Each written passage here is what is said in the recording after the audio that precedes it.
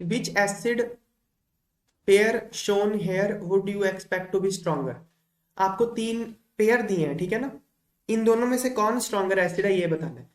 एक simple rule है, अगर किसी एसिड के ऊपर इलेक्ट्रॉन विड्रॉइंग ग्रुप लगे तो उसकी एसिडिक स्ट्रेंथ बढ़ जाती है, याद कर लो, ठीक है। अगर किसी एसिड के ऊपर इलेक्ट्रॉन विड्रॉइंग ग्रुप लगे होते हैं तो उसकी एसिडिक स्ट्रेंथ बढ़ जाती है। उसका कारण समझाता हूँ इसकी एग्जांपल लेके, देखो इन दोनों के एग्जांपल लेता हूँ। CH3 COOH, अगर ये एसिड की तरह काम करता है तो इसका ये H+ टूटेगा, CH3 CO negative plus H+, ठीक है ना। अब इसको देखो, CH2F है ये, COOH, ये बन जाएगा CH2F COO negative plus H+, यही है ना। अब कोई भी रिएक्शन, रिएक्टेंट टू प्रोडक्ट, ये रिएक्शन उतनी ज्यादा फॉरवर्ड डायरेक्शन में जाती है जितना प्रोडक्ट स्टेबल होता है, ठीक है ना। अब देखो इन दोनों में, अच्छा कोई भी मॉलिक्यूल तब स्टेबल होता है जब उसमें चार्ज डिस्पर्सल होता है, चार्ज डिस्पर्सल, चार्ज फैल जाए पूरे मॉलिक्यूल पे तो चार्ज डिस्पर्स होने से मॉलिक्यूल की स्टेबिलिटी बढ़ जाती है। यहाँ पे ऑक्सीजन के ऊपर यहाँ नेगेटिव चार्ज है, यहाँ पे नेगेटिव चार्ज और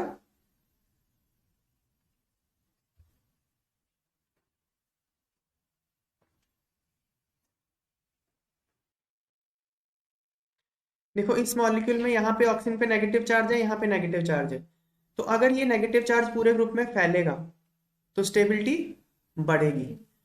फ्लोरीन क्या -I ग्रुप है, इलेक्ट्रॉन खींचता है ड्यू टू इंडक्टिव इफेक्ट, ये CH3+I ग्रुप है, ये इलेक्ट्रॉन सप्लाई करता है। तो आपको यहाँ पे इलेक्ट्रॉन खींचने वाला ग्रुप चाहिए था या सप्लाई करने वाला? खींचने वाला, क्योंकि यहाँ पे ऑलरेडी मौजूद है इलेक्ट्रॉन, इसको खींच के पूरी जगह फैलाना है। तो जो इलेक्ट्रॉन विड्रॉइंग ग्रुप है वो चार्ज डिस्पर्सल में हेल्प करेगा और स्टेबिलिटी बढ़ाएगा। समझ में आ गई बात है। ये तो इलेक्ट्रॉन सप्लाई करे जा रहा है, यहाँ पे ऑलरेडी इलेक्ट्रॉन पड़े हैं, ये तो सप्लाई करके और यहाँ कॉन्सेंट्रेट कर रहा है, लोकलाइज कर रहा है, यहाँ पे इलेक्ट्रॉन लोकलाइज हो रहे हैं, यहाँ डीलोकलाइज हो रहे हैं। समझ में आई बात है। तो अगर कोई इलेक्ट्रॉन विड्रॉइंग ग्रुप होगा वो इस ऑक्सीजन से इलेक्ट्रॉन दूरी खींचेगा ना, तो फैलाएगा, मतलब इलेक्ट्रॉन्स को, तो फैलाएगा तो स्टेबिलिटी बढ़ जाएगी। मतलब कोई इलेक्ट्रॉन विड्रॉइंग ग्रुप लगा तो एसिडिक स्ट्रेंथ बढ़ेगा। अच्छा अगर ये ज्यादा स्टेबल होगा, अगर ये ज्यादा स्टेबल होगा तो ये ज्यादा बनेगा, और ये बनता कैसे है, इसके टूटने से, ये टूटेगा तो H+ भी रिलीज होगा। समझ में आई बात है। मतलब ये जितना ज्यादा स्टेबल होगा उतना ज्यादा ये एसिडिक होगा, ठीक है ना बात है। और ये कितना ज्यादा स्टेबल होगा, जितने इलेक्ट्रॉन विड्रॉइंग ग्रुप लगे होंगे इसके ऊपर। तो सिंपल बात यह है, इलेक्ट्रॉन विड्रॉइंग ग्रुप अगर लगे हो तो एसिडिक स्ट्रेंथ बढ़ जाती है। अब यहाँ देखते हैं हम लोग, यहाँ पे इलेक्ट्रॉन विड्रॉइंग ग्रुप लगा था तो ये ज्यादा एसिडिक है ना। यहाँ देखो, यहाँ पे Cl लगा, यहाँ पे F लगा, F ज्यादा इलेक्ट्रॉन विड्रॉ करता है -I, तो ये ज्यादा एसिडिक है, यस और नो। यहाँ देखो कार्बन गिन लो पहले, 1 2 3 4, यहाँ पे 1 2 3 4 4 ही है। यहाँ पे फ्लोरीन सेकंड नंबर कार्बन पे है, नहीं CH2 थर्ड पे है, यहाँ पे कार्बन थर्ड पे लगा ना, यहाँ पे कार्बन लगा फोर्थ पे, सॉरी यहाँ फ्लोरीन लगा है थर्ड पे, यहाँ फ्लोरीन लगा है फोर्थ पे। तो फ्लोरीन दूर हो गया ना यहाँ पे, तो इलेक्ट्रॉन विड्रॉइंग इफेक्ट उसका कम हो जाएगा। इंडक्टिव इफेक्ट क्या है, डिस्टेंस से कम हो जाता है ना, जितना दूर है उतना कम खींच पाएगा। तो ये ज्यादा एसिडिक है क्योंकि ये ज्यादा पास है फ्लोरीन। समझ में आ गया कैसे करना है क्वेश्चन है।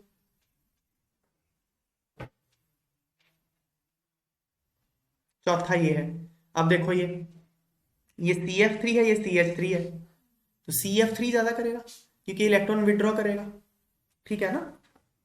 क्लियर होगी बात है। यहाँ पे यही लिखा है आंसर में भी, presence of electron withdrawing group on acid डिस्पर्सेस negative charge on conjugate base of acid. समझ में क्या लिखा है, जो एसिड का कॉन्जुगेट बेस है, मतलब उससे H+ हटाने के बाद जो बनता है उसमें से नेगेटिव चार्ज डिस्पर्स करता है कौन, इलेक्ट्रॉन विड्रॉइंग ग्रुप, इसलिए एसिडिटी बढ़ जाती है, ठीक है ना। उसकी स्टेबिलिटी बढ़ जाती है कॉन्जुगेट बेस की, इसलिए एसिडिक स्ट्रेंथ बढ़ जाती है। More is stability of conjugate base, more is acidic strength of acid, इसलिए more electron withdrawing effect of group attached, more is acidic strength.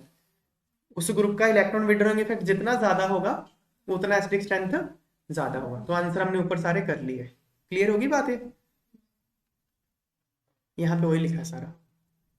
Next, arrange the following compounds in increasing order of their property as indicated. Acidic strength, acidic strength, इनको acidic strength में ही increase करना है, increasing order of acidic strength में increase करना है। तो आपको वही देखना है इलेक्ट्रॉन विड्रॉइंग। देखो ये सारे के सारे कार्बोक्सिलिक एसिड ही है ना, चार हैं, चार हैं देखो। तो पहले तो इलेक्ट्रॉन विड्रॉइंग कहाँ लगे हैं देखो जरा, ये ब्रोमीन लगा इलेक्ट्रॉन विड्रॉइंग, यहाँ लगा ब्रोमीन है ना, यहाँ पे ब्रोमीन कहाँ लगा हुआ है, वन पे, यहाँ पे सेकंड पे। तो ये तो ज्यादा एसिडिक, वन टू, वन तो टू से ज्यादा एसिडिक है। अब यहाँ देखते हैं, यहाँ तो है ही नहीं, यहाँ भी है ही नहीं, तो ये दोनों तो कम एसिडिक हैं। अब इन दोनों में देखना पड़ेगा, यहाँ पे देखो क्या है, इसको मैं ओपन करके दिखाता हूँ। सी, ऐसा पहले इसको दिखाता हूँ, सी सी सी सी ओ एच, 3 4 ऐसे कर लेता हूँ मैं। फोर्थ, मैंने फोर्थ ड्रॉ कर दिया यहाँ पे, फोर्थ है, 3 कैसा है देखो, सी सी सी ओ ओ एच सी, ऐसा है ना, ये समझ में आई बात है? अब देखो इन दोनों में कौन कम एसिडिक होगा, ये है देखो, इसमें ये पार्ट तो कॉमन ही है ना, देखो ये पार्ट, इन दोनों में ये पार्ट तो कॉमन ही हो गया, यस और नो। तो 3, ये है 4, ये है 3। अब ये जो CH3 ग्रुप है, ये प्लस आई ग्रुप है, ये इलेक्ट्रॉन सप्लाई करता है। तो इलेक्ट्रॉन सप्लाई करने वाला ग्रुप तो एसिडिक स्ट्रेंथ कम करता है ना। यहाँ पे CH3 ग्रुप थोड़ा पास लगा है, यहाँ पे थोड़ा दूर लगा हुआ है, देखो समझ में आई बात? तो अगर पास लगा तो एसिडिक स्ट्रेंथ बहुत ज्यादा कम कर देगा, दूर लगा तो फिर भी चलो उतना तंग नहीं करेगा, समझ में आई बात है? तो 4 ज्यादा एसिडिक है 3 से, समझ में आई बात? सबसे ज्यादा एसिडिक कौन है, 1, फिर 2, फिर 4, फिर 3। 3 सबसे कम एसिडिक है क्योंकि प्लस आई सबसे पास आ गया। देख लेते हैं, आंसर भी देख लेते हैं। देखो माइनस आई ग्रुप है, Br सबसे पास लगा हुआ है, फिर Br थोड़ा सा दूर हो गया, फिर देखो CH3 थोड़ा सा दूर है, तो दूर है तो अच्छा ही है, प्लस आई ग्रुप दूर है तो अच्छा ही है, एसिडिक स्ट्रेंथ बढ़ जाएगी। यहाँ प्लस आई ग्रुप पास आ गया, तो प्लस आई ग्रुप तो एसिडिक स्ट्रेंथ कम करता है, सबसे कम हो गया। समझ में आ गई बात है? यहाँ पे ऐसे ही लिखा सारा।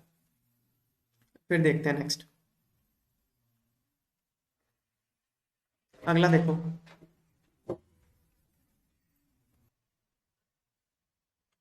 Benzoic acid, 4 nitro benzoic acid. देखो सारे बेंजोइक एसिड ही हैं, ठीक है ना, सारे के सारे बेंजोइक एसिड हैं।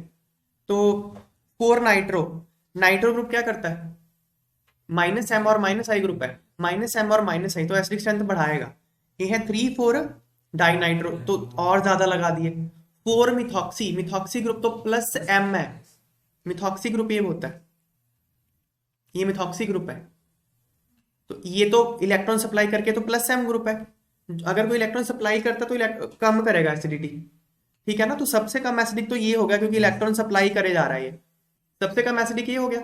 सबसे ज्यादा एसिडिक 3 4 डाई नाइट्रो, क्योंकि 2 इलेक्ट्रॉन विड्रॉइंग ग्रुप लगे हैं, तो सबसे ज्यादा एसिडिक ये होगा। उससे कम एसिडिक 4 नाइट्रो, उससे कम एसिडिक बेंजोइक, उससे कम एसिडिक 4। हमको किस इंक्रीजिंग में करना था ना, इंक्रीजिंग में तो सबसे कम ये, उससे ज्यादा बेंजोइक, फिर ये, फिर ये, ठीक है ना।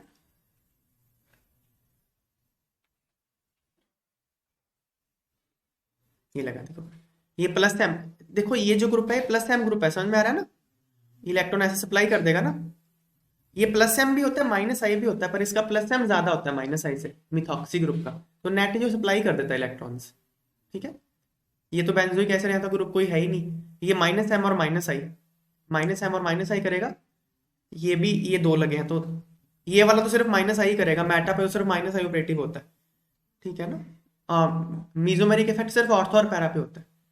तो ये 2 लगे इलेक्ट्रॉन विड्रॉइंग तो ज्यादा कर देंगे, जितना ज्यादा इलेक्ट्रॉन विड्रॉइंग ग्रुप उतनी एसिडिक स्ट्रेंथ ज्यादा, तो ये इंक्रीजिंग ऑर्डर है। लास्ट देखते हैं,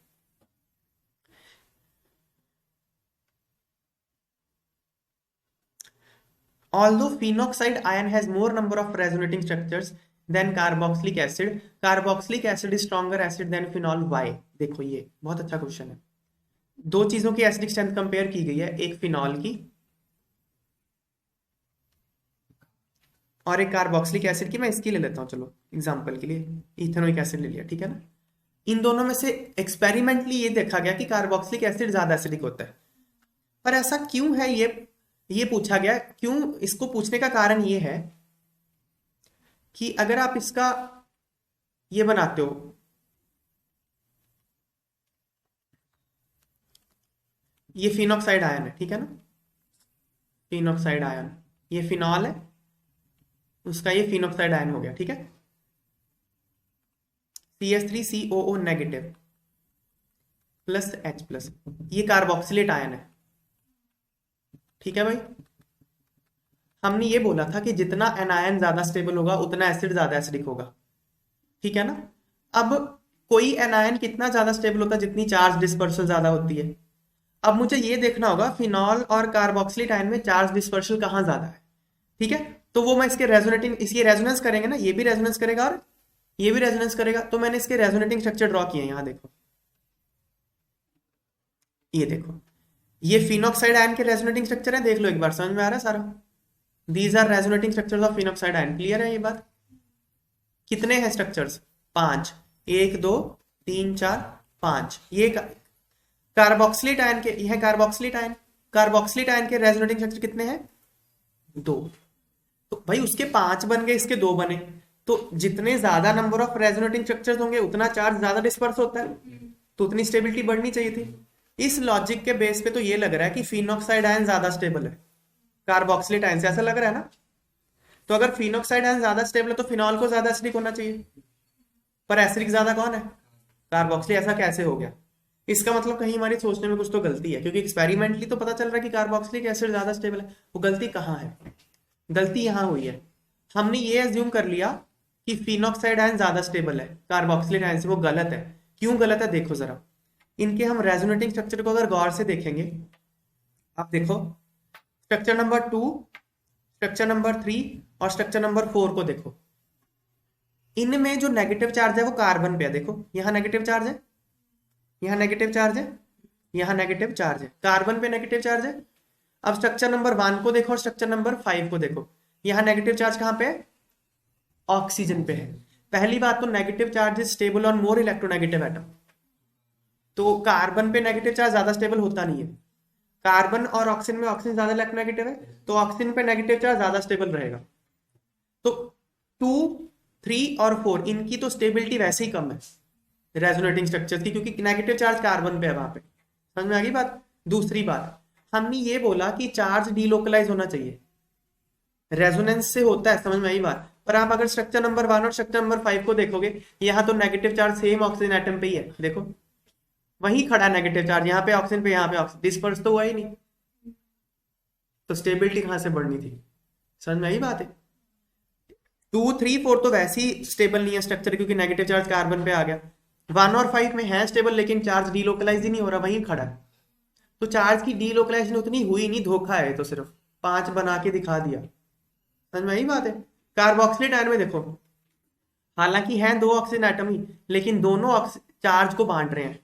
देखो यहाँ नेगेटिव चार्ज यहाँ पे था, यहाँ नेगेटिव चार्ज यहाँ पे था, तो एक नेगेटिव चार्ज को दोनों ने बराबर बांटा, चार्ज की डिस्पर्सल ज्यादा हुई है, और दोनों में ही नेगेटिव चार्ज ऑक्सीजन के ऊपर है, तो ये ज्यादा स्टेबल है, इक्वल रेजोनेटिंग स्ट्रक्चर बन गए, ये ज्यादा स्टेबल है। क्योंकि चार्ज पॉइंट है, रेजोनेंस नहीं है, पॉइंट है चार्ज डिस्पर्सल। यहाँ पे चार्ज डिस्पर्सल ज्यादा हुई है, इसलिए कार्बोक्सिलिक आयन ज्यादा स्टेबल है, और इसलिए कार्बोक्सिलिक एसिड ज्यादा एसिडिक होता है।